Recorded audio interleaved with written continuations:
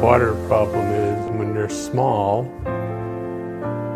everybody seems to want to work with them, but when they get to a certain age and they become adults, they're not as much fun to work with anymore. And there's no place for them to go after school.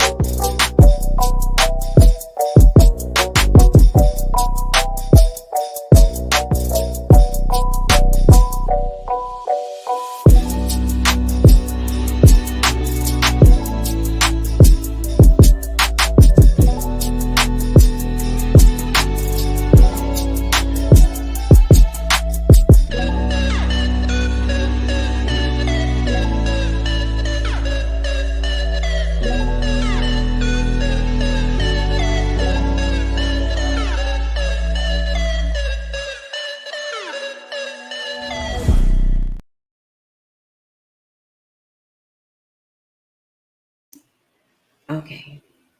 Oh, wait a minute, y'all. Look, y'all know it's been a minute since I've been on this thing. It's all good.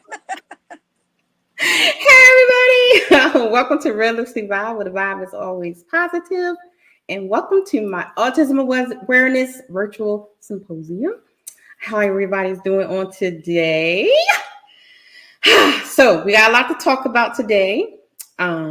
If you haven't seen the clips that we had on yesterday, we talked about the 7 stages of grief, how I'll say 100% of autism parents go through. We talked about that, and we gave 10 tips for families to deal with the autism diagnosis on yesterday. So make sure you guys check that out.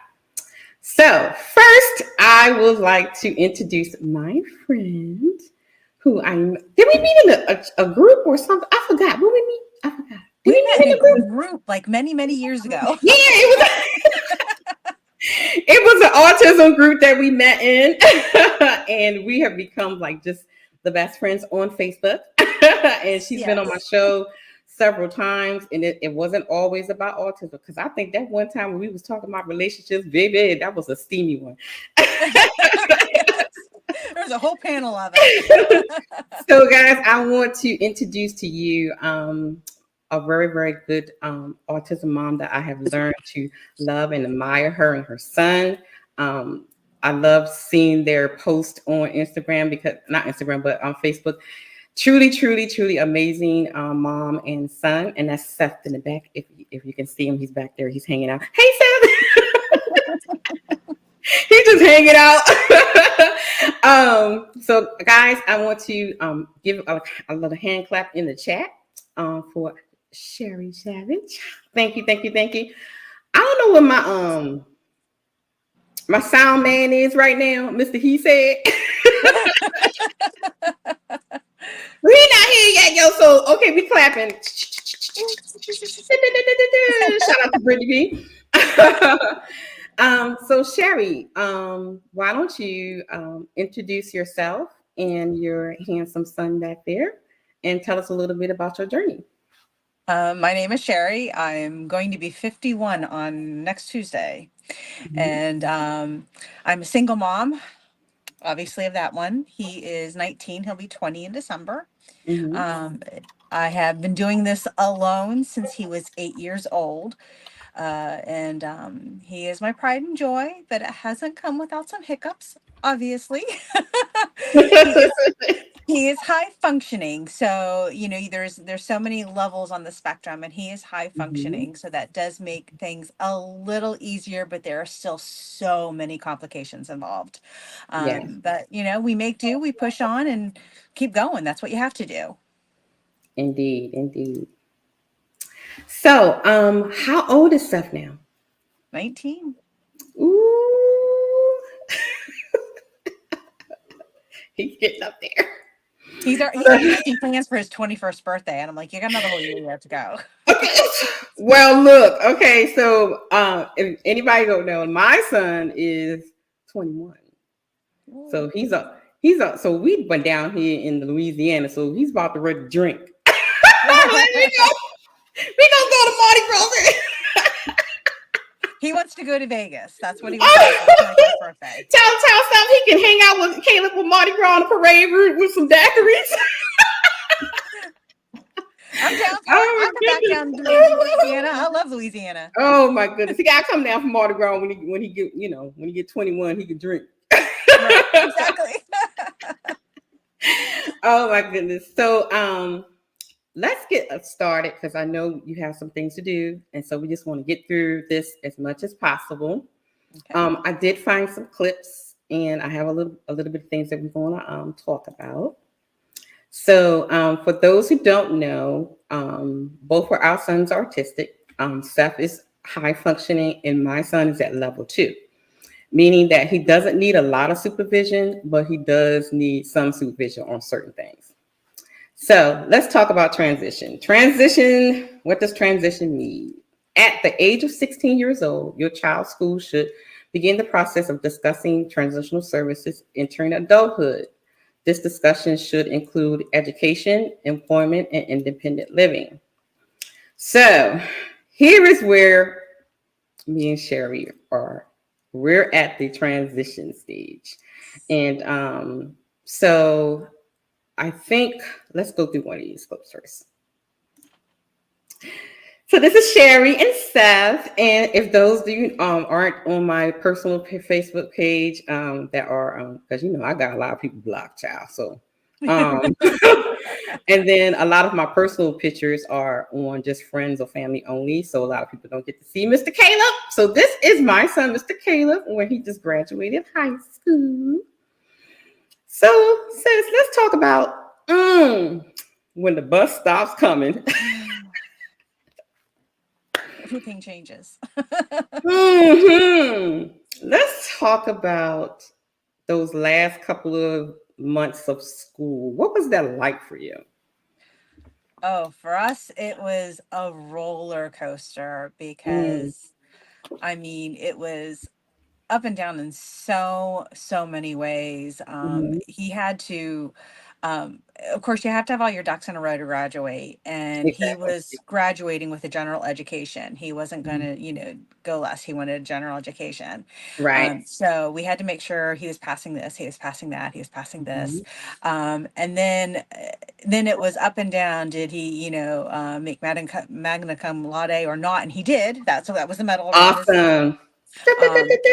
Yes, so I was very, very proud of him. Very proud mama moment. And then all of a sudden, you had a couple meetings with around here. We have what's DRS, Department of Rehabilitation Services. And we'd had a couple meetings with them, trying to figure out what we want to do.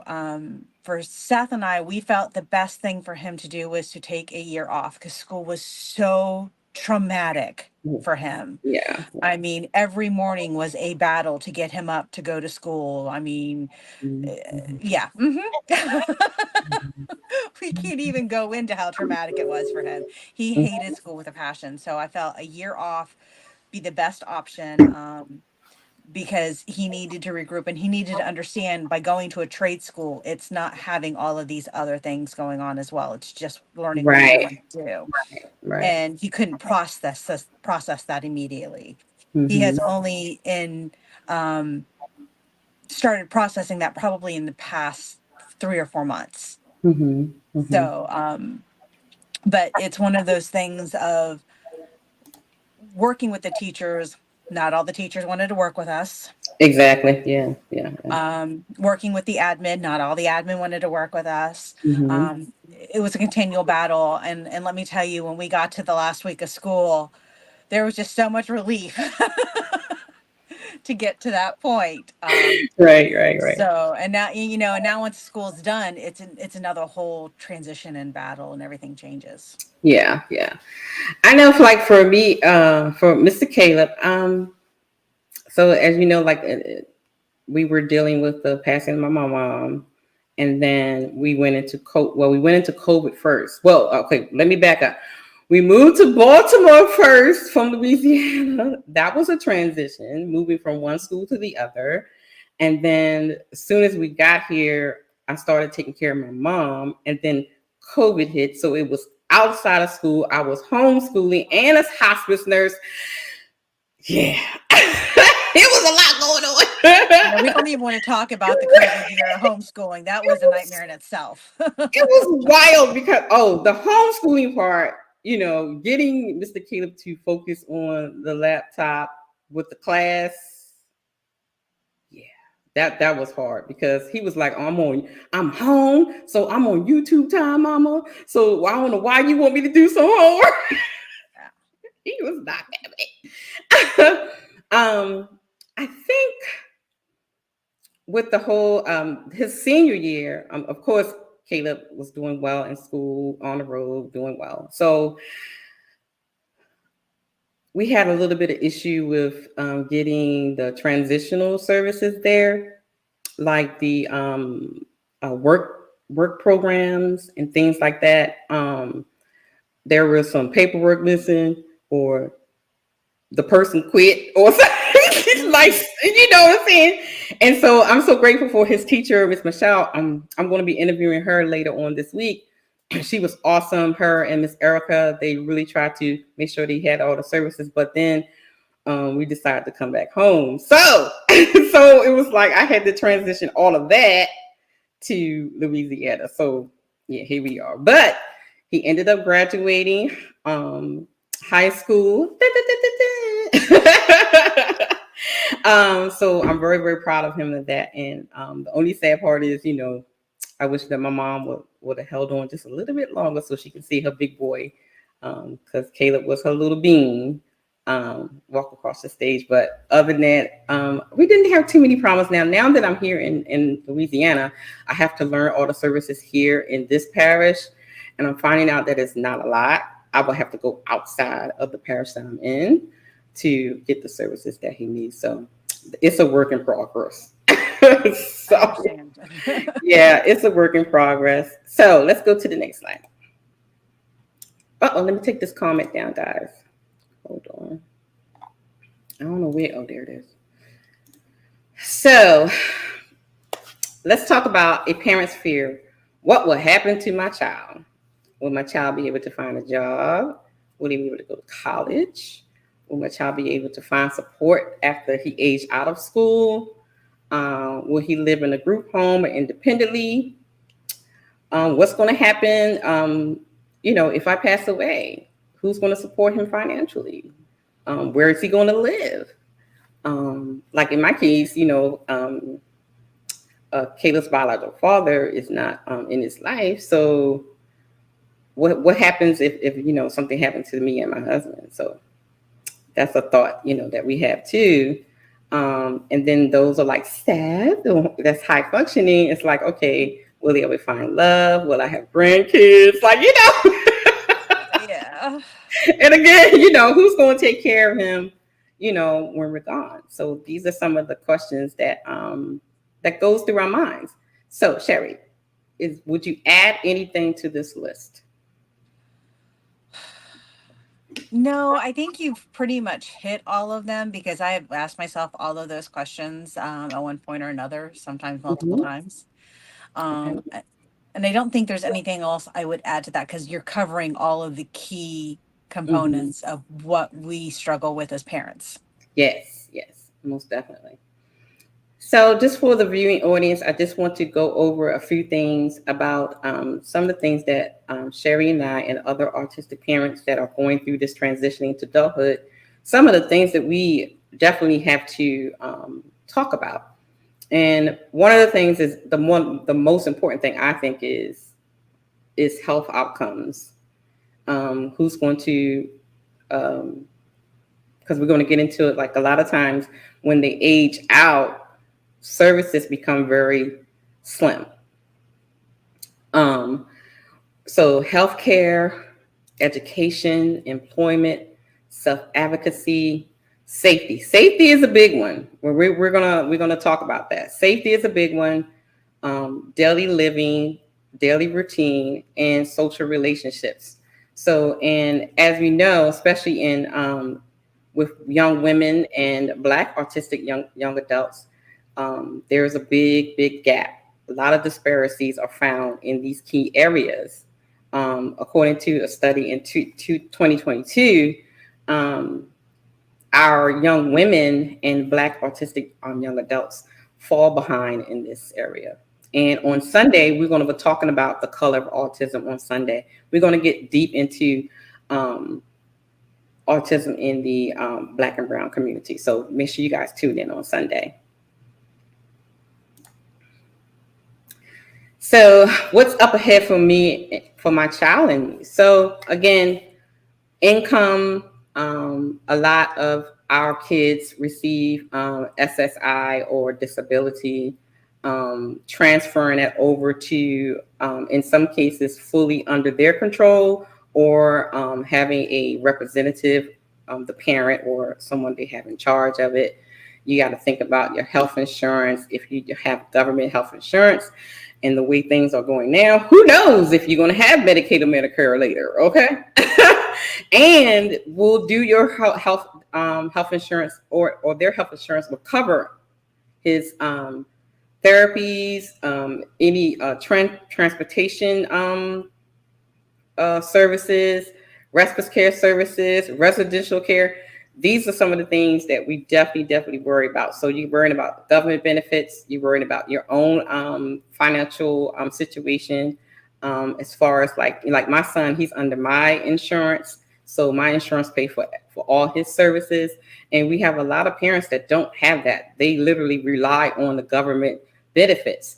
And the way things are going, cross your fingers if you're still going to have it. That's a big thing you need to think about. Of course, lifestyle, living, what's going to happen when you and the father or the husband or you and the husband pass away? Do you have a will? Do you have power of attorney? Or do you have someone set up that's going to take over if and when something happens to you? And it doesn't even have to be death. You can become very, very sick where you have to be hospitalized. You need to think about who's going to take care and make sure that they are being taken care of, even if you're sick. You got anything to say about that, Sherri? No, you hit on the one thing that I was going to mention is, becoming ill and Yeah. What happens when something happens to me and Right. I'm living and I'm doing, Exactly. but I can't function for whatever reason. So. Exactly. And I think a lot of parents, they think about the death part, but they don't think about like, what if I get sick? What if, I am like bedridden where I can't especially the parents that have like level 1 kids where they have Yes. to be watched 24/7. And I'm very blessed because when I have been sick and laid up and things like that, Seth has been able to help me. He's been able to Yeah. keep me going. In fact, Yeah. he panics when I become, too ill. Yeah. And it's, Mama, you're going to end up in the hospital. You can't do that. You need to slow down. So, don't you? Well, Yeah, he's back there grinning like, yep, I do it. well, if anything goes on with me, Mr. Caleb just start praying. He coming in and lay hands on me quick. Be like, in the name of Jesus, what's going on, mommy? Thank God for our boys. Yes, they care. They care very much. Oh my goodness. So let's take a look at this clip that I found. This kind of goes into what we're going to talk about next. Let's find my clip. Let's see. So Sherri, what you want to talk about first? You want to talk about group home? Let's talk about puberty first, okay? Oh, all right. Hello. We're 19. We're just now hitting that. We're just now getting to the point of being argumentative and Okay, look, after this clip, it's gonna be story time. Okay. Lord Jesus. It's gonna be story time up in here. Oh Lord, help me. Okay, here we go, y'all. I would love to be in Alexander's head just for a few hours. He is autistic. He is nonverbal. He's having a hard time going through puberty at this point right now, so he's having issues with the changes, but he's still my peaceful little Alexander. When you have a child with autism, you can see everything coming in. Everything is coming in, but it's going to the wrong places. Everything is too much. Touch can be overwhelming. Sound, change in routine. It's just, you're trying to raise like the most sensitive little person. I need to shave you soon, Xander. I'm not looking forward to that. So much of him is just a 14-year-old boy, but he can't go ride his bike. He can't hang out with his friends and, have airsoft guns and do all those, the things that he should be doing. No. Stop. No, you're not going to hurt the dog. No. So he's angry and he's sad and he doesn't understand why, and I truly feel for him. No headbutt. No headbutt. Nice, okay.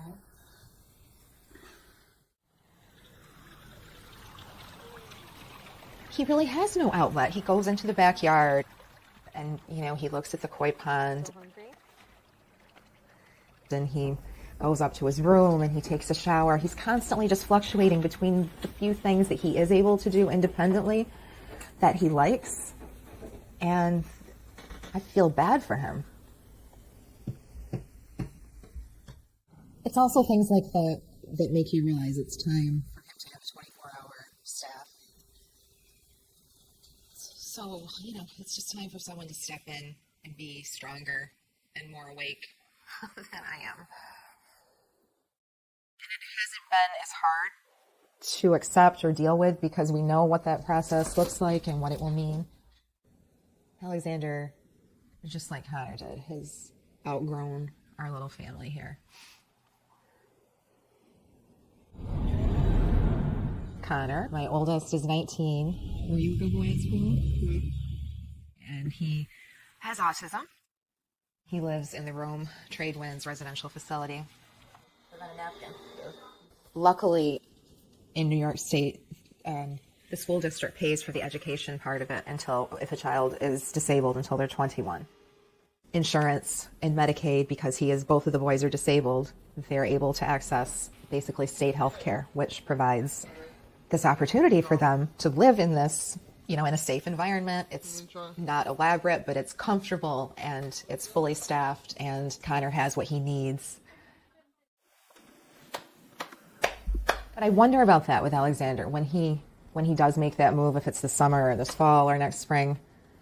Again, there's that emptiness, that void of, you suddenly have to re-find yourself as a mom because you're the sun or you're the earth revolving around this. That was hard. What are your thoughts on the video? That was hard watching that. Hmm. I feel very blessed. I honestly feel eventually down the road, not anytime real soon, Seth will be able to live out on his own. Yeah. But there was a point when he was beginning of high school, I didn't think that was going to be the case. Mm-hmm. So I know all those feelings all too well. Mm-hmm. Mm-hmm. And it's hard. And it's hard to find the services needed. Exactly. Yeah. Yeah. Especially if you, depending on where you live, some states and cities have awesome resources. Like I can say that North Carolina was the best. That's where when I found out Caleb had autism, like when he was first diagnosed, and well, even though the doctor was crazy, she didn't like when she diagnosed me, she didn't tell me nothing. Like she just gave me a pamphlet, like, "Here, your child has autism." All right, okay. Ma'am, what does that mean?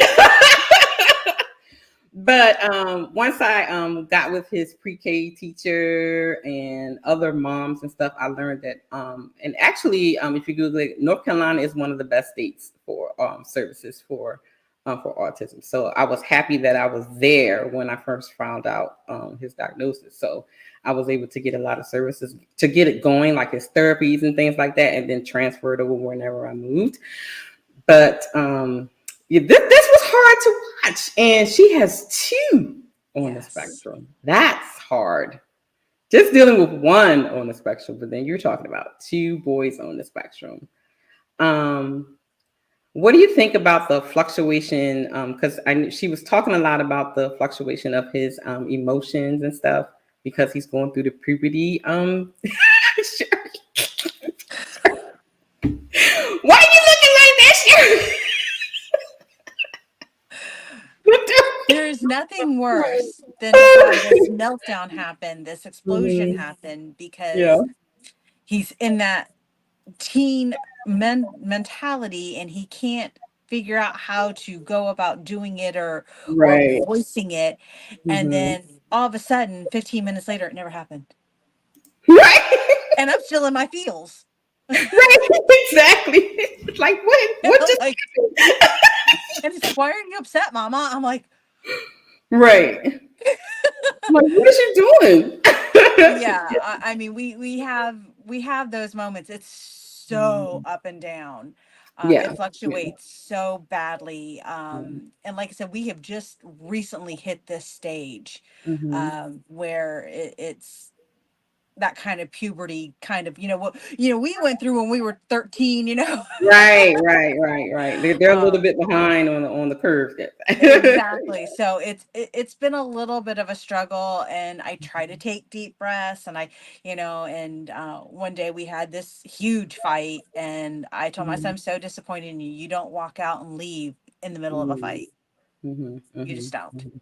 You know, you end things on a good note. You don't ever end things on a bad note. Right. So, but yeah, it's a learning curve for him. It's a learning curve for me. How to deal with it, how to try not to lose my cool in the moment. Right. Yeah. Because, you know, my emotions run high and as well. So it makes it hard. Yeah. So my story is a little bit different. So I think Mr. Caleb was in middle school, and that's when we kind of knew that he was getting ready. He was going through the puberty stage because he started to get aggressive. Not to the point that he was like, you know, beating up people. Because if y'all don't know, my son is like 6'3" now. So just imagine he was like 6 foot in high school. So in middle school. So yeah, he's a big boy. But he had an episode in school where the gym teacher was telling him to do something, and he was not. It was against his routine, and he was not about to have it. And he choked the teacher. Oh God! Oh my gosh! Yeah, I was like, oh my God! So they called me at work, and I'm rushing. I'm like, I knew he did what? Oh my God! So then we knew, like, okay, he has a lot of hormone things going on, because that was not like him at all. Like, he never done that. And so that aggression just popped up out of nowhere. And I felt so bad for the teacher, because like when I went to the school, you could see his handprint. His handprint was around his neck. I was like, oh my God. So for those that don't understand, Mr. Caleb does have a superpower. Well, he has many superpowers. One of his superpowers is superhuman strength. It takes 4 nurses, 2 doctors, myself, and Pop to get to hold him down for the doctor even like touch him. He's that strong. And shot. When we were all holding him down, he was moving the gurney. Like, what is? Now, see, the worst issue we had in school is when he would get upset and frustrated, he would just walk out. Oh, he just be like, I'm out. Peace. You know, and it was fine when we lived in Baltimore. You know, he had what's called a flash pass, so he could just, you know, walk out and go to guidance counselor. Yeah. When we got to West Virginia, they didn't want to honor that. And that was how he decompressed. That's how he got through the situation. So I was being called on a regular basis. You know, he can't just keep doing that. He can't just keep doing that. Exactly. You know, and we had an incident with a kid in class breaking his headphones. Right. And he walked right out of the school. Exactly. Oh, see. So, Wait a minute, brother. How you put her down there? She gotta come up here. Oh. Oh, Sherri, I know you're about brother. He said he's going to join us because he has some important questions to ask us. So I just want him to drop up so I won't forget the questions. So I have another puberty story. I don't know if you've experienced this yet, but I experienced this when Caleb was like, I think he was like 13. So you know how us mamas, we just bust in our kids' room, you know? I need a fan because I'm ashamed to even say this. I busted into his room and he was doing some things to his thing. Oh, yes.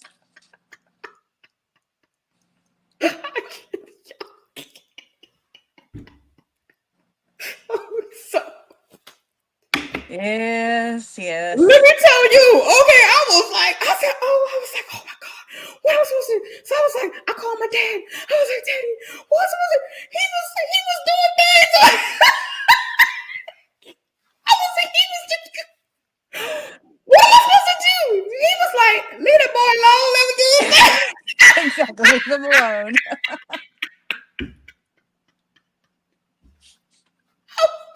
Child, I was in shock. I was like, oh my God, what did you do? And so King told me, he was like, just make sure he washes his hands, baby. Just make sure he wash his hands. So I will always say, I was like, oh make sure Caleb wash his hands. Okay, I mean that's so make sure you wash it. So those are my two puberty stories. Okay, I can't. Brother, you had a comment, a question in the chat. What was your question?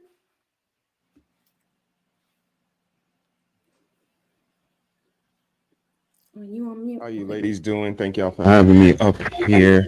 It was two questions I put. The first one was, how do we best support our child's individuality and autonomy while also providing the structure and guidance they need to navigate a world that may not always understand their differences? You want to answer that, Sherri? That's loaded. Okay, so with Seth, I have always told him he needs to be himself. He needs to pursue his dreams. He wants to be a mechanic. He pursues his dreams.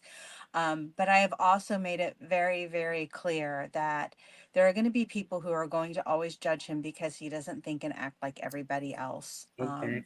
Yeah. And I've tried to make him very aware that he is going to, unfortunately, even in today's age, still have to mask when he's out in the world. And Exactly.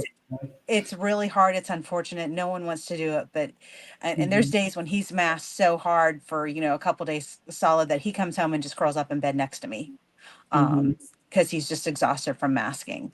Right. But it's one of those things, you have to allow them to have their dreams. You have to encourage their dreams, even on lower spectrum ones, because you don't want to ever have them feel like they are not worthy. Exactly. They're just as worthy as we are.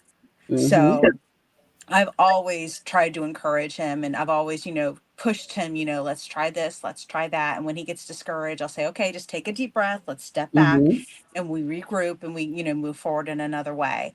But it's hard. And I'm not going to lie, it's hard. It's just one of those things that as a parent, you've got to stand by them and you've got to be their pillar. For me, I think one of the things I always tell parents to quote unquote bank on their strengths. So the things that they're strong on, whether it be social, whether it be intellectual. So like Mr. Caleb, he's very musically inclined. So I make sure that I put him in all things music, so that that he can gain some independence and some type of individuality, if that makes sense. So I think making sure you learn what is your child's quirks or what they're best at would definitely help them learn that, okay, it's okay that I'm different, but I know how to do this. You can do it, but I can do it better. So I think that's important as well. And just like Sherri saying, making sure you're supporting them, making sure that they're loved, because a lot of times kids would think, okay, because I'm different, nobody's going to like me, nobody's going to love me, nobody's going to be my friend, that kind of thing. And that can cause them to get into depression, isolation. So making sure that you encourage them and, let them know, just because you are, you have a little bit of differences from everybody else doesn't make you, a bad person or, not a loved human being. So yeah, that's what I'll answer to that question. Thank you. And I have one more before I let you guys finish up this masterful information that y'all are giving away. This last question says, how can I balance advocating for my child's needs and rights while fostering their independence and self-advocacy skills, empowering them to navigate challenges and advocate for themselves? As an adult, as my son being an adult, it's become much easier because he is now out in the workforce. He is now, sorry, my cat's having a sneezing fit. He's out in the workforce, so he has to learn to advocate for himself. I'm always going to bring awareness. I mean, I carry everything, everything at autism everywhere, and I'm very open about my son being autistic.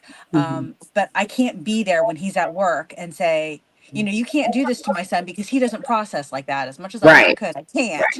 So he has to learn, but my son is high functioning, so it's a little bit easier. Lower Mhm. functioning is harder. I know that there's work groups and work advocacies out there, because I have a friend who fosters 3 autistic children, and they Wow. all are in work groups, Okay. and they all have, they go to work with them, and they talk to the bosses and say, you have to do this, you have to do that, you have to do this. Whereas, but Ellen is still turning around and said, this is how it goes, this is how my child is, and Mhm. makes everyone know. So Yeah. you still advocate all the time, but at the same Mhm. point, the kids who can't advocate for themselves, you have somebody do it for them.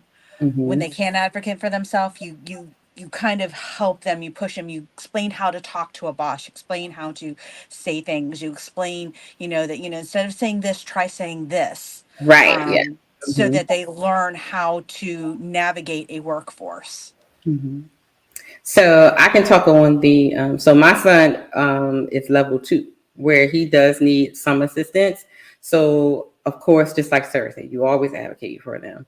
However, I would definitely encourage parents to make sure you look into all the services in your area, all the groups that's in your area, other parents in your area, so that they can assist you and give you information on where your child can go, like for job training or classes and things of that nature. So, and then again, it goes back to what I said earlier about learning your child's skills and what they're really good at. So, like Mr. Caleb will be starting the job at the local grocery store. Why? Because Mr. Caleb likes to put things in order. It has to stay in order, So what Mr. Caleb, he's going to be a stock person because that's what he does. He likes to clean. He likes to put things in order. So learning what your child is good at would definitely help in that process.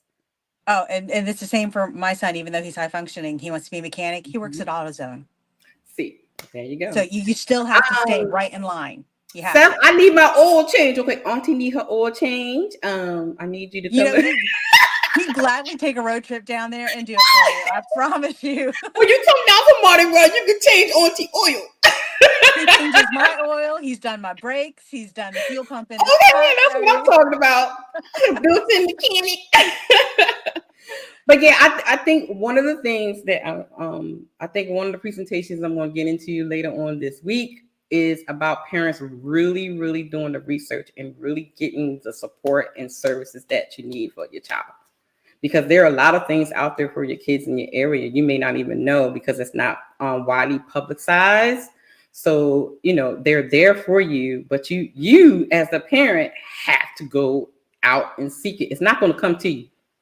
It's not going to come in the mail. It's not going to, you have to go find it. and Definitely have to one go find it. one of the best things I did is when I moved over here to West Virginia, I Mhm. found other parents who had kids who were autistic. Exactly.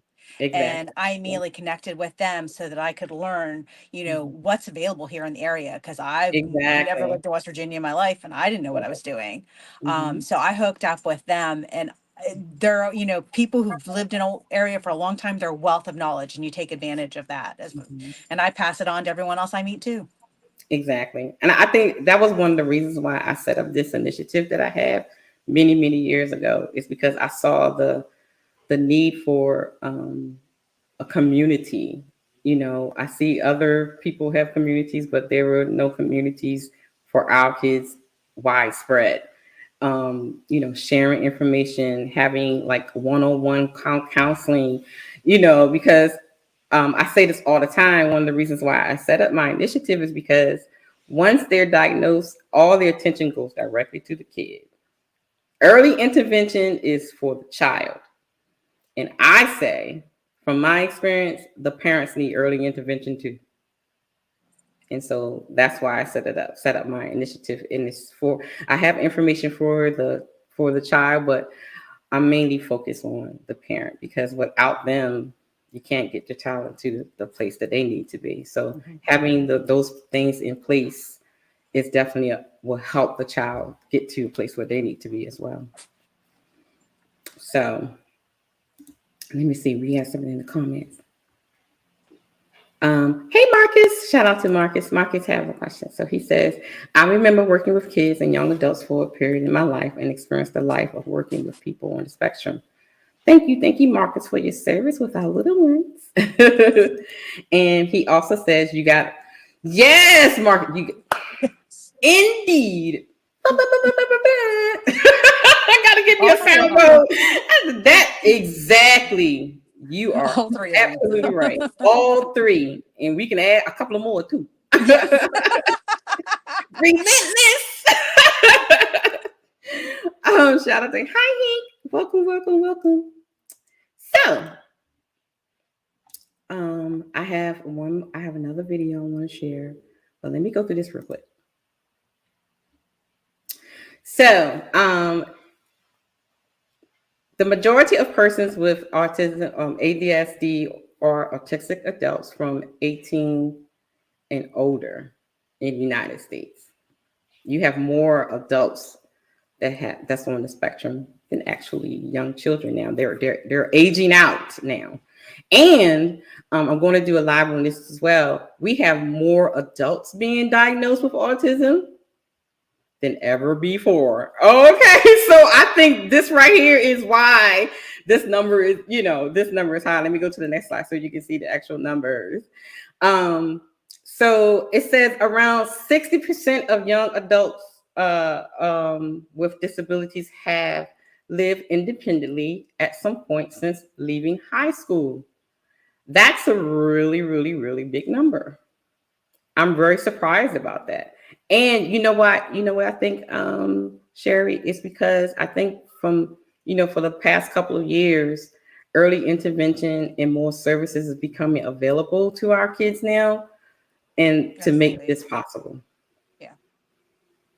Now, back in the day, like, the 70s, 80s, and 90s, that number was real low. It was like maybe 20%. I'll put the link in the description, guys, so you can see it. But I think because of the interventions and the new services and things, has now allowed that number to increase. So I have found 2 books that you guys can take a look at for those who are going through this transition. I found it to be very helpful. I will put the link in as well. Living Independent on the Spectrum and A Workplace Survival Guide. These are really, really 2 good books. So let's get to the videos because I know my girl has to leave in a little bit. All right. So we talked about puberty.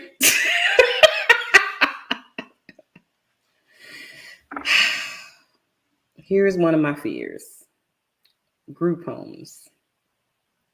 And on tomorrow, I'm going to be talking with some caregivers tomorrow.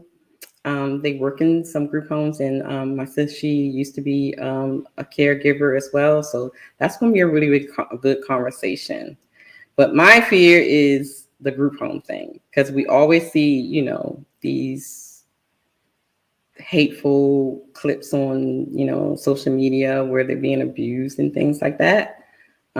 So let's take a look at this clip about group homes. Michael Schwally is preparing breakfast at this group home. It feels happy to be with my friends. The 49-year-old lives with 6 other autistic adults.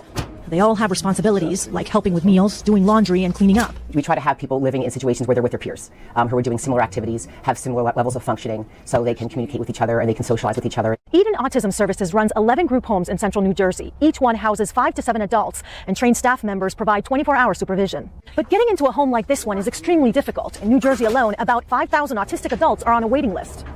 Eden helps autistic residents find jobs in the community. Michael works part-time, cleaning at the local movie theater. What did you do with your money today? Bought some coffee. Experts say working gives autistic adults a sense of purpose. It's about being a productive member of society. It's about being part of your community. At the end of the day, Michael and his housemates enjoy a little downtime before dinner. It feels happy to live here. Why? Because it's nice here. He's been happy at this home for nearly 30 years. Ines Ferre for CBS News, Robbinsville, New Jersey. Sherri, what do you think about the clip? So I have a story to tell you. I told you about my friend. She fosters 3 autistic children. They're all adults. They're all, like between 25 and 40. So they're older autistics. She's a special ed teacher. Her one autistic daughter was in a group home. And it was so bad that she had to take her out of it. So she now actually has all 3 of her kids living in her house with her. It's terrifying. And I know that for you, that I know that for him, I'm not worried because I don't think that's going to come down to it. But that gentleman in that clip was very fortunate, and that's amazing. But I've heard and I've seen, and I know personal stories that's just not the same. Yeah, it's like, that's one of the things me and my friend, we talked about. We will not do that. Put Caleb into a group home setting or whatever. And the older he's getting more independent. So he will be able to live in a little apartment. As long as he has his routine schedules, he's fine. And then someone can come and make sure he's good and bounce. He's good, whatever. So if he doesn't need like constant supervision. He has to have somebody looking after him all the time. So I'm blessed to, have that where he can live semi-independent, if you will. So, but yeah, I've been, the group home thing. And I mean, that just goes back to when we're seeing these clips and things of how, like this last clip, I think either brother or sis played it on their show where the aide was hitting the chop. Let me tell you, I'm going to jail. I'm going to jail. Mama Bear, big time. I'm going to jail. Look, okay. And when the news, look, Sherri, when that news person said that the family was noticing things for like months, child, what? Ain't no way I will be noticing bruises on my kid coming from school for months and I didn't do nothing about it. Oh, somebody was going to see me. My little 5 foot and all. Okay, we will be up in there. We will be rolling up. Were terrified. The schools were terrified of me. The group homes would be. Stop laughing at Auntie. They were terrified of me. I swear the IEP coordinator went down to his civics teacher in the middle of the school year, his senior year, and told him, "Don't mess with this woman. She will screw our lives up." Yes. Very much going to the school board. I was going above everybody's head. I was done. I mean, look, and I tell parents, look, you have to be present and involved in your kid's life in every facet. I don't even care if it's like an outing in the park. You know what I mean? Because a lot of people don't have the patience, they don't have the understanding, and they don't have the knowledge of your child. And so, you never know. That person might get on the wrong side of the bed, and then they just mad. They don't have no patience with your kid or whatever, and then they end up doing something to your child. We not having that. No. And just like you said, like the schools, make yourself present. Because if you make yourself present in everywhere that they go, they know, like, child, that's Caleb gonna be messing with you. Exactly. And that's how they were said. Don't mess with that because mama's a bear. Okay, look, no, I don't know. And look, and it is crazy because I carried the same premise even when I was taking care of my mom and she was like in rehab or after she had a surgery. Baby, look, I will show up to that nursing home and like at all times of the day, and I do that when Caleb was in school. I will show up to the school unannounced. I will walk up to the class and look, you have to be on your P's and Q's with me because you never know where I'll be. And when they would hear them heels coming down that hallway, they knew what was up. So I tell them, look, you have to be present for your kid. You have to be present for your kids. So yeah. Brother, you got anything to say about the group home situation? This is great information. I can understand what both of you ladies are saying and the consciousness that is required when it comes to caregiving. And this is the kind of work that the missus did for a while. She was very happy with herself, very pleased with the profession and being a human service provider. But the consideration for me is what stood out above and beyond everybody. Being therapeutic foster parents, we had so many kids on the spectrum or lightly Asperger's or whatever the case may be, but we had to give them the consideration that they deserved. And I think that's where we as a society fall short on all people. We lack the consideration that every individual person needs. And when it comes to our children that are on the spectrum, it's that consideration, knowing that, you know, the loud noises, that they love structure, that they are very organized and scheduled. Like, these things need to be considered. And if we do that, they can have a very fruitful upbringing, very fruitful life. But, you know, if we lack that consideration, lack that, you know, consciousness for them, then that's where, you know, we kind of fall short. So we advocate for, you know, ASL, for autism, all type of things that our children aren't necessarily affected by, but we think that, you know, they all deserve that consideration. And I think that's what made us kind of stand out above and beyond other parents in that field. We were willing to learn, willing to be acceptable to their individuality, and, you know, always willing to put our best foot forward when it comes to our kids. So shout out to everybody lighting up the blue, and, you know, keep thriving. So, Sherri, you told me you have a story. Okay, so Seth got his driver's license last Yay! week, which is a huge, you know, kudos and task and everything involved. Yeah. Look at him back there. He loves He's having his being a freedom. ham. He loves having his freedom. He likes, you know, when, you know, it's a Saturday and there's nothing going on, he can go to the track and watch the races. You know, he can go hang out with his friends. I don't have to haul him everywhere. Right. You know, especially when he works until 10 o'clock at night, I don't have to go pick him up. He has a vehicle and he can drive himself home. Yeah. Well, one evening, now I drive a little red Civic, kind of a sports car. He took my car to work. And he was leaving work, and it was about 10:30, and we have this intersection where it's turning out onto a 60-mile-per-hour road with no ramp. And it's one of those, when you see the spot, you take it. You can't like stall too long. It was a dead at night. He had the spot and he did a rolling stop, and he went on out, and a female police officer pulled him over. Seth, you got a ticket. The worst thing about it is because he couldn't process it enough to be able to verbalize. And she kept saying, "Why are you acting so nervous? Why are you acting so nervous?" And she was only making the situation worse. Exactly. It really needs to be on the driver's license, autistic individual, high functioning autistic, something so that these officers know they cannot treat these people this way. Because he sat there and he said he cried for 30 minutes just sitting there because he didn't know how to deal with it. Yeah. And then he couldn't come home for 2 hours because he was so flustered by it. Yeah. And it broke my heart. It made me want to go into mama bear mode and go down to the police station and say, "What the hell were you thinking?" You know? Exactly. Yeah. So this is one of those things that, you know, as a parent, we need to be out there and advocating for them in this sense and saying, you know, this needs to be a change. This is something that needs to be put on the driver's license. This is something that the police officers need to be trained in. Yeah. So that they're not.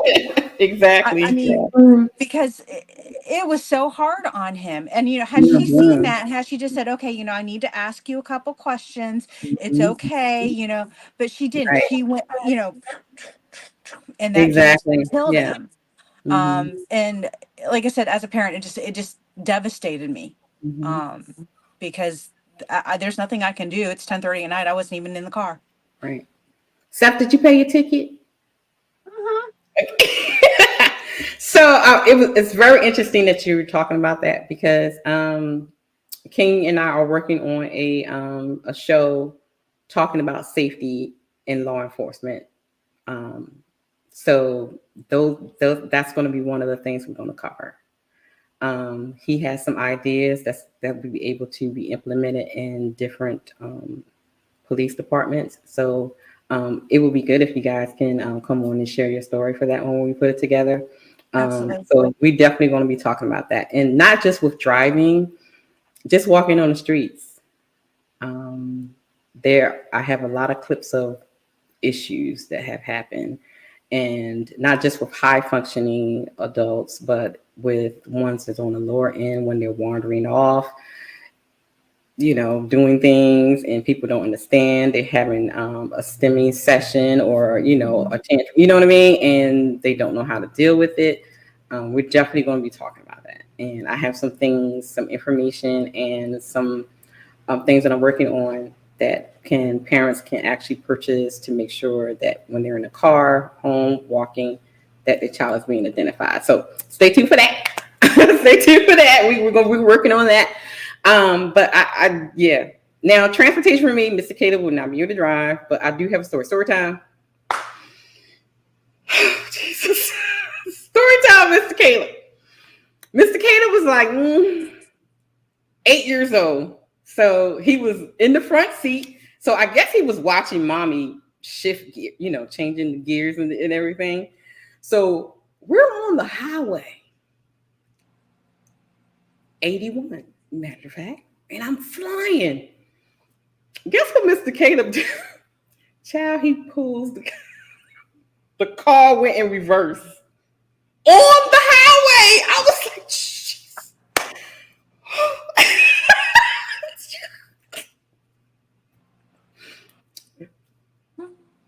Child. My son almost killed us. Because he was so he wanted to do the.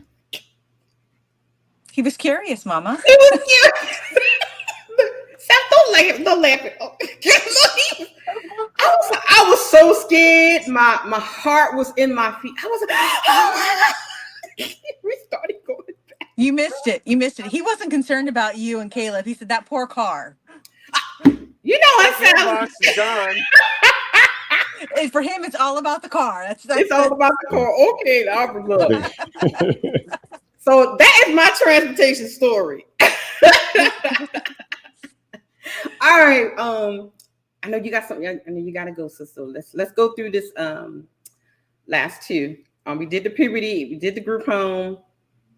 Let's do this one.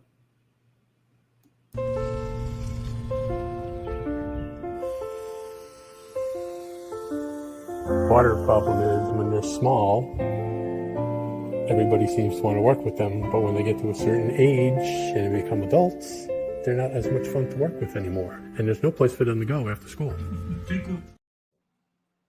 I need to stop her right there.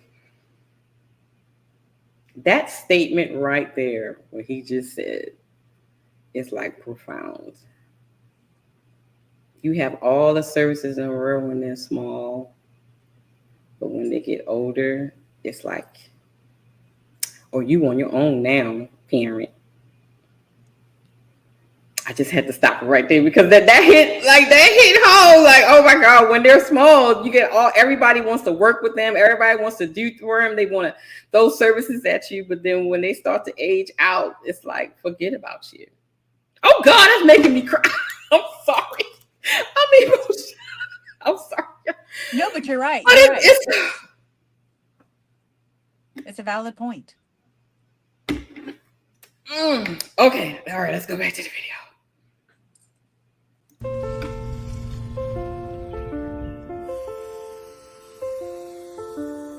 Water problem is when they're small, everybody seems to want to work with them, but when they get to a certain age and they become adults, they're not as much fun to work with anymore. And there's no place for them to go after school. Our son Andy is 29 years old and he has autism. He's sweet and kind, but he gets angry sometimes. We love him for who he is, and he is the reason we started this journey. The future is the big thing for us with Andy. We don't know where he'll live, what he's going to do. What happens to him when we're no longer here? That's our biggest fear. And Ruth knew Hannah was autistic when she was about 6 months old. Nobody had to tell her. She knew from the eye contact, the whole bit. Hannah is sweet and funny and kind, and she is energetic and loves life in general, which is fun. People like to be around her because of that. So she's 20 right now. Kids get to go to school till their 22nd birthday, and then she'll graduate from school, and we're trying to prepare as best we can for that, which is enormous.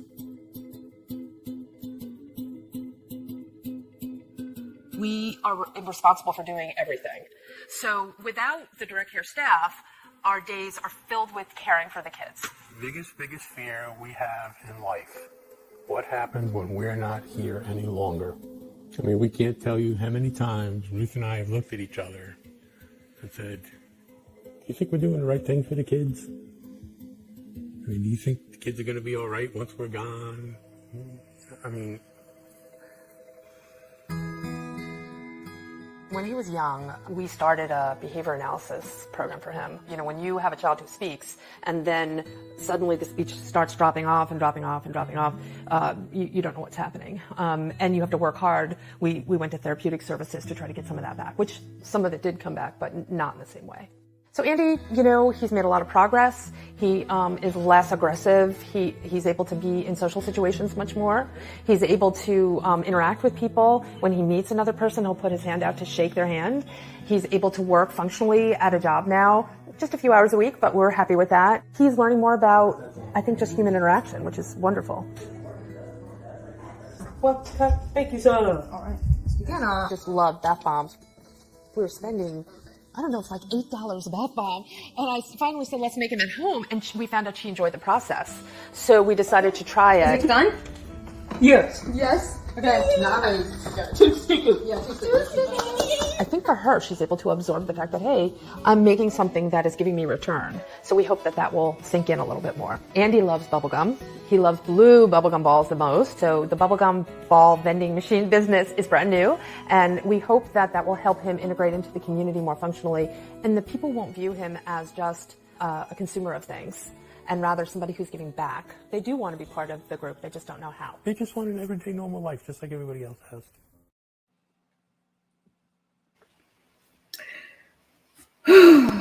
What do y'all think about the clip? You know,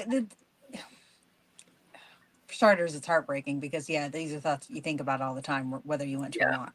You know, even knowing that he'll probably be on his own one day, I still worry. But one of the things that we did from a very early age is create a business that he's part of. Exactly. Yep. Because I want him to always feel as needed, wanted, part of the family, you know, a way to keep going. So the fact that, you know, they were doing this with their kids is great. And it makes me feel validated because, you know, sometimes you wonder, is this the right avenue to take? And you question yourself.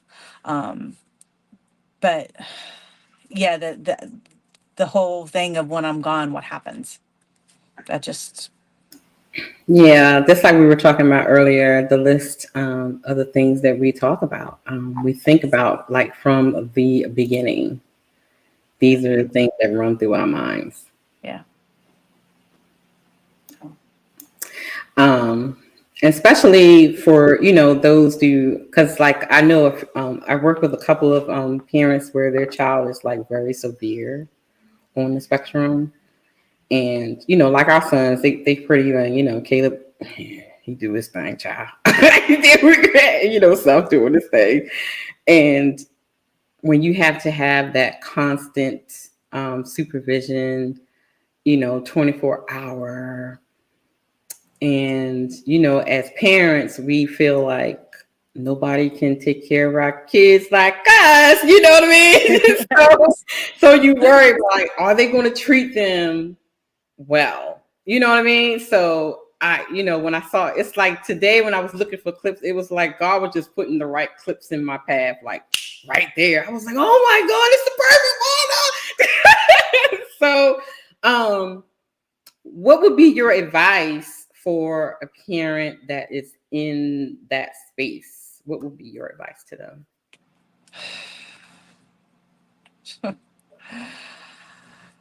I'm not really sure because I struggle with it myself. I mean, you want to have all your paperwork in order. You want to have all your ducks in a row for starters. That's the most important thing you can do.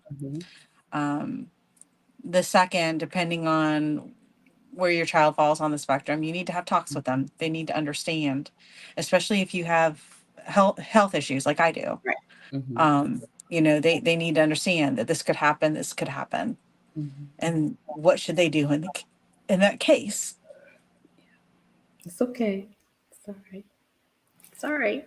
It's all So, like I said, this is something I'm battling with.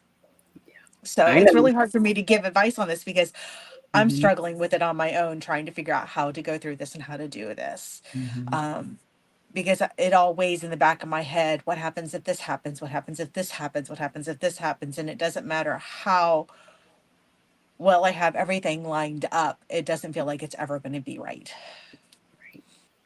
Yeah, trust me, I'm there with you. So I'm. It's like we think we're gonna live forever. It's going to be nice. Think we're gonna be, you know what I mean? And so I mean, and just taking this out of being an autism parent, but being a parent, just a regular parent, we worry about that. As I watched, taking care of my parents and then watch my mom transition, and I'm thinking to myself, and like I have a picture of Mr. Caleb saying his byes to his grandma before she closed her eyes, and it's like he knew that was happening. He just kissed her on her forehead, and I put myself in that place, like who's going to be there for him when I do that? You know what I mean? Because you never know, like, you have family around or whatever, but you think about those things. Then what happens to them if I'm sick, or if, just like we talked about earlier, I'm bedridden or whatever, who's going to be there? So those of us that, that have a significant other or a spouse or something, we pretty much can rely on them. But there are times when, okay, so if he has to go to work and I'm laying up in the bed in the hospital, who's home with the kid? You know what I mean? So he's like, so it's that, but it's a lot to think about as a parent altogether when you're thinking about you, because we think, we're still young, I'm just 40 something, so actually, but you never know, when things can happen, and then you have to think about not just yourself, but you have to think about the survival of the whole family. And then adding on a child with a disability or a young adult with a disability, that adds another layer of worry and frustration. Yeah. So definitely. So speaking of game, doing productions. Brother, speaking from a father's standpoint, I know you don't, but you and sis have worked with kids with disabilities and stuff, so you know the ins and outs of it. And of course, with Mr. Caleb, you pretty much know a lot. So, what would be your advice from the outside looking in, and as a parent as a whole, would be your advice for planning for or worrying about the future when things happen? What would be your words of encouragement and advice for that? I think it would be the same, as I have for quote unquote normies. They grow up. They grow up. We have to consider that. And where I come in this is when we went upstate and the missus started working in one of those facilities, just what he said in that video, it's fun when they're little, but then they get older. I saw so many people that had family that didn't check on them, that, weren't there to be a support system to show that these people have people that care about them, that are conscious in their life, that worry about their best interests and well-being. And that's what was so operative for me. And as I sit here, most of our godchildren are on the spectrum. Oh And wow! like I tell you, sis, forget about my kids. The people who came to us and said, if something happened to us, we want Right. you to Right. be that person for our children. And some are on the spectrum. It says a lot. It's the consideration that's needed. Again, we were willing to understand that we might not be the normies. We call ourselves normies. They are a little more sophisticated, savant-like, astute, pay more attention to, more honest. So who's really more sophisticated and evolved in this Mhm. thing we call life? So, we were always willing to consider that. And I think we have to understand that our children get older, even the ones that are on the spectrum. We have to put measures in place. We have to look consciously at life. We have to understand what midlife is and move accordingly and set measures in place and be organic and loving and caring so that we attract like-minded people in our lives. Right. Yeah. Meeting you was one of the best things Baltimore has done for us. And whatever we say about Baltimore, it has brought positive things into our life. So I think we have to always consider that we might not always be here, but we have to make connections and relationships and find people that care about us, care about our families. And like, Sherri alluded to, it's very scary to think about some facilities that don't, run on the level, that don't operate by the book. Yeah. So, that's when vetting comes in. We have to be even better vetters, even better judges of character, even better tapping into intuition and working off that gut feeling. But, these are our children and these are our special children. So we have to put special measures in place and give special considerations and tap into that special consciousness. So that's what we wave our flag. Just remember that everybody that's young grows old, hopefully. And we have to be conscious and aware of that, put the proper measures in place. This is a great conversation. Yeah. That was a heavy one. Shout out to Rick for the $5 super chat. Thank you, Brother Ricky, for coming through. Hi, Brother Ricky. He says no one makes it out of this thing alive. Oh yeah, but yeah, that's life. Okay, so I know sis is having a birth trouble. So let's. I mean, she has to go in a little bit. Let me go right through to. Yeah, I need to get going here really soon. So I got this last video, and then we just want to, do our last round. It's this last video I want to see. What was it? We did plan on this one. This one. This is the result of my autistic son, Andrew, who went into a rage. Unfortunately for Pam and her husband, Brian, rages are common for their 2 adult children with autism. He lets things come to a boiling point, and then he reacts physically to that, either by lashing out in this manner, or unfortunately, he will resort to self-harm. Michael is 22, Andrew 21, and both have the mind of a 3 or 4-year-old. Are you afraid of your kids? I am. Brian Muad, a successful attorney in Macomb County, says he can't control their behavior, and sometimes they just run out of the house. We've had to call the police a couple of times for that reason alone. Sometimes the cops bring them home. Other times they end up in the hospital where they are admitted, medicated, and sent back home, often when insurance won't pay anymore. They need 24-hour, round-the-clock residential care. But the reality is, 24-hour care for adults with autism is lacking. We're having trouble getting staff. Lisa Lapine is the executive director of the ARC of Macomb County, a nonprofit dedicated to those people and families with developmental disabilities. And she says staffing rates to assist parents must go up. How much is it? Well, right now, average rate of pay is usually around $10 to $12. And when I can go... $10 to $12? How much should they get paid? In my opinion, anywhere from $25 to $30 an hour. Do you think that's realistic? It's not currently realistic, but I hope that we can make it realistic. The Macomb County Health Department does have services and support within their network, but they acknowledge there's a staffing shortage and is working with the state to recruit and retain qualified staff. Yet for now, We have no alternative but to call the police. Then in turn, they're taken to a hospital. And that's just a revolving door. At best, it puts a Band-Aid on the problem. It doesn't resolve anything. Nothing. In St. Clair Shores, Charlie Langton, Fox 2 News. All right, Sherri, what you think about that clip? That hands down is the number one problem. To give you a clue, around here in West Virginia, we deal with DRS, which is Department of Rehabilitative Services. Since now Seth graduated in 23, and since being introduced to DRS in 21, he has gone through 4 representatives. Because they don't pay enough, and they don't have anybody there to assist these people who need help. I've not dealt with the ARC. I know the ARC is up in Maryland, which is right over the border. Because when I work in Maryland still, and I've had people come in and I talk about Seth being on the spectrum all the time. And I had a lady from ARC. She goes, we have all of these services available, and I'm like, I'm in West Virginia. And that's the other bad thing is I think there needs to be more forgiving about going over the borders. There needs to be the health systems need to be more able to work together. Because right now I have Loudoun County, Virginia, less than a mile away from where I live. And literally there are so many services there that I can't access them. I can't Right. access anything in Maryland.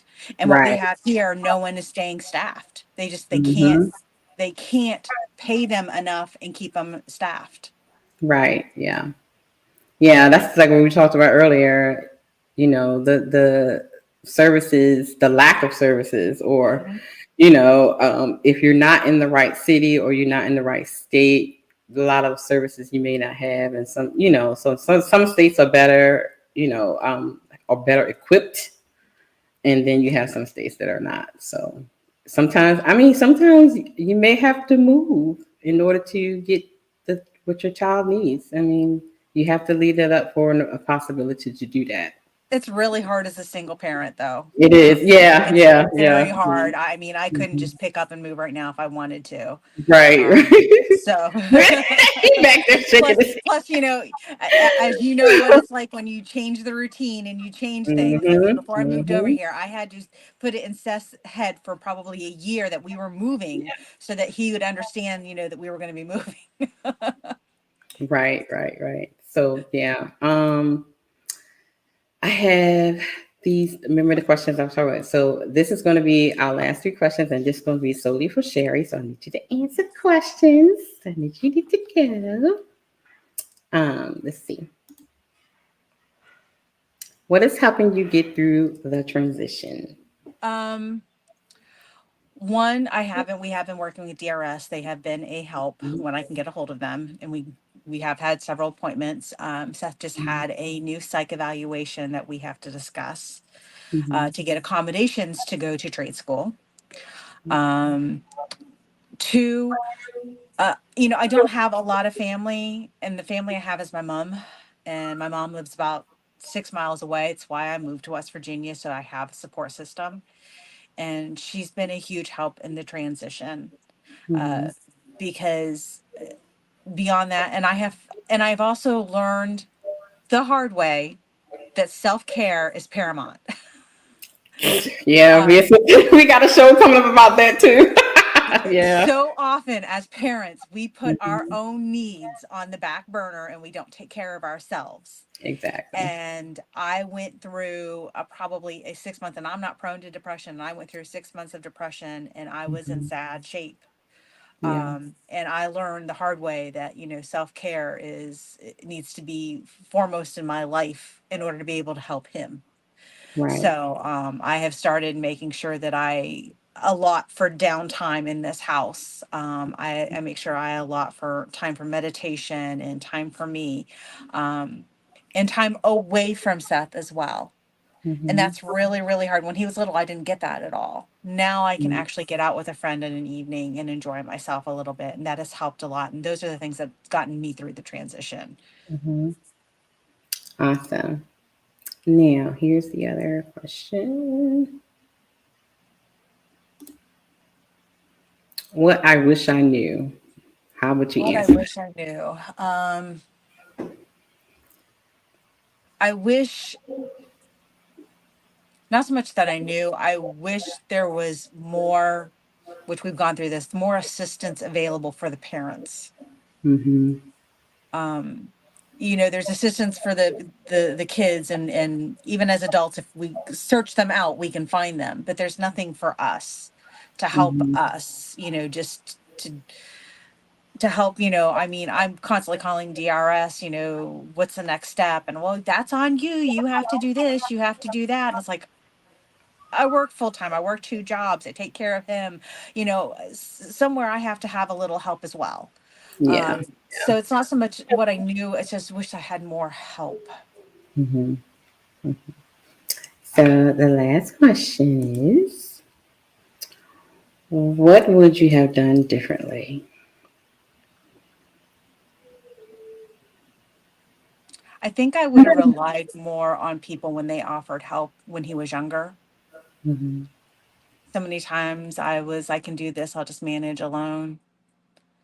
And I think that's what turned me into the major mama bear in high school, because I started learning that said things could be done and no one was telling me they could be done, but I learned that they could. So I started fighting more. And I wish I'd had more people. I wish I'd listened and let more people help fight with me, because I had senators willing to help me. I had, different autism, awareness groups willing to help me, and I never allowed them. I took it on myself, and I think if I had done that, I probably would have gotten a little less stress in my life.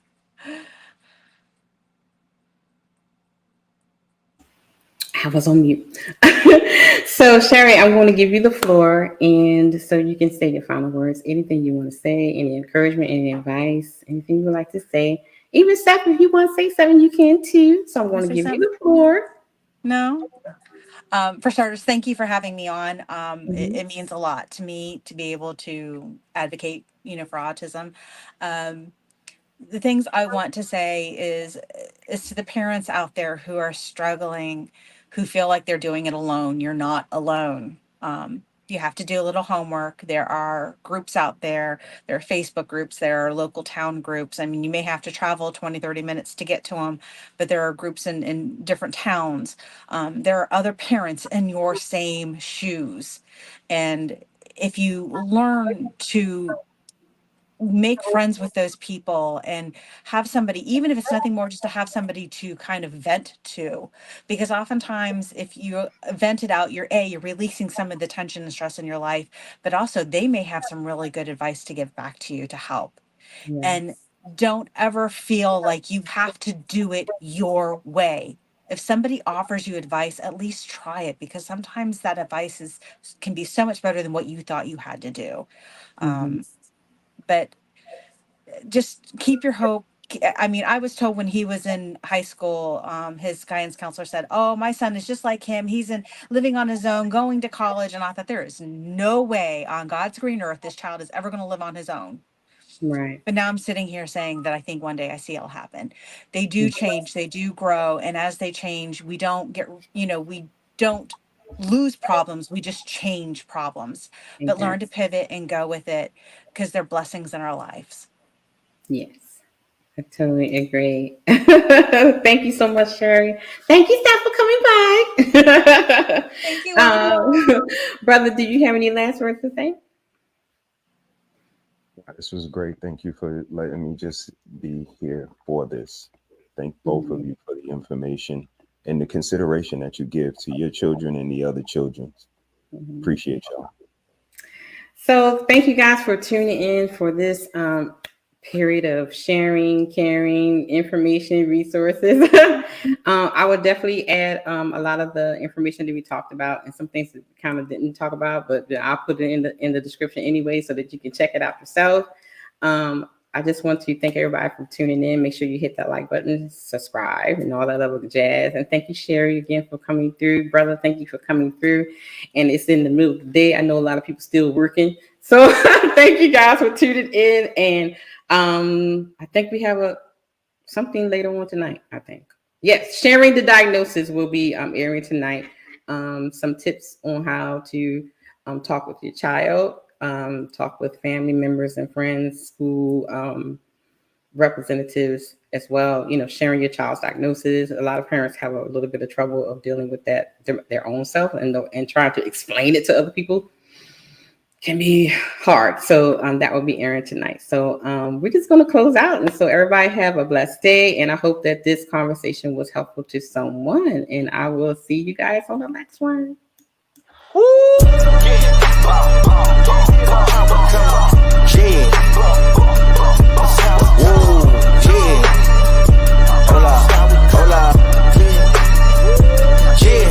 It's been a long time coming. They ain't cuffing my cloth, they tugging it. Putting up numbers, 99 pounds, and I still kept it 100. Yeah, it's been a long time coming. They ain't cuffing my cloth, they tugging it. Putting up numbers, 99 pounds, and I still kept it 100. Yeah, who don't play, play, play, play, play. Who don't play, play, play, play, play. Who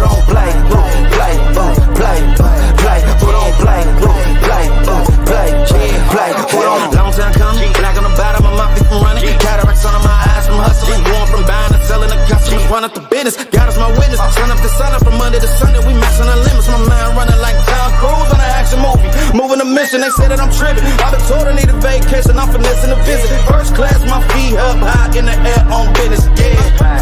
Cover the city, your city ain't working, it's all for nothing. She told me don't let up, it's on us to make it, it's on us to crush it. Nigga, it's gon' take some just to make some, so put that in your budget. Can't keep moving your dreams for cheap when you ain't even buzzing. What got you bugging? Make you a play, don't be scared, I'm religion. You made it from nothing, then figure out your clutching. Everything you want in front of you, ain't no discussion. Look, it's been a long time coming. They ain't cuffing my cloth, they tugging. Putting up numbers, 99 pounds, and I still kept it 100. Yeah, it's been a long time coming. They ain't cuffing my cloth, they tugging. Putting up numbers, 99 pounds, and I still kept it 100. Yeah, who don't play, play, play, play. Who don't play, play, play, play. Who don't play, play, play. Who don't play, play. It's been a long time coming. Track star, long time running. I exterminate foes, they bugging. I'm joke, I want my nuggets, gold, platinum chain. Call them Johnny Dang, dog, with my brains. I go off like hurricanes until my diamonds look like rain. My verses, gas, I'm on it, spaz. The business, cash, no money, pass. Kenny said I need a verse, I said give me like 30, I did it in 15 for real. I've been on fire, they want me to chill. I've been on fire, they want me to. Look, it's been a long time coming. They ain't cuffing my cloth, they tugging. Putting up numbers, 99 pounds, and I still kept it 100. Yeah, it's been a long time coming. They ain't cuffing my cloth, they tugging. Putting up numbers, 99 pounds, and I still kept it 100. Yeah, who don't play, play, play.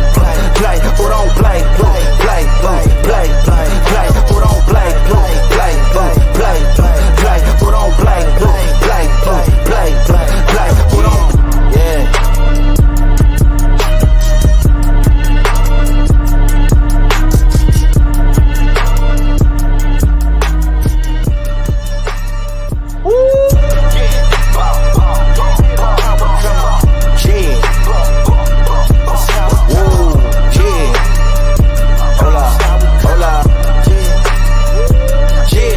It's been a long time coming. They ain't cuffing my cloth, they tugging it. Putting up numbers, 99 pounds, and I still kept it 100. Yeah, it's been a long time coming. They ain't cuffing my cloth, they tugging it. Putting up numbers, 99 pounds, and I still kept it 100. Yeah, who don't play, play, play. Who don't play, play, play. Who don't play, play, play. Who don't play, play. Who don't? Long time coming. Black on the bottom of my feet from running. Cataracts under my eyes from hustling. Going from buying and selling to customers. Run up the business. God is my witness. Sun up to sun up from Monday to Sunday. We matching the limits. My mind running like Tom Cruise on an action movie. Moving a mission. They say that I'm tripping. I've been told I need a vacation. I'm finessing a visit. First class, my feet up high in the air on business. Yeah. Cover the city. Your city ain't working. It's all for nothing. She told me don't let up. It's on us to make it. It's on us to crush it. Nigga, it's gon' take some just to make some. So put that in your budget. Can't keep moving your dreams for cheap when you ain't even budging. What got you bugging? Make you a play, don't be scared, I'm religion. You made it from nothing, then figure out your clutching. Everything you want in front of you, ain't no discussion. Look, it's been a long time coming. They ain't cuffing my cloth, they tugging.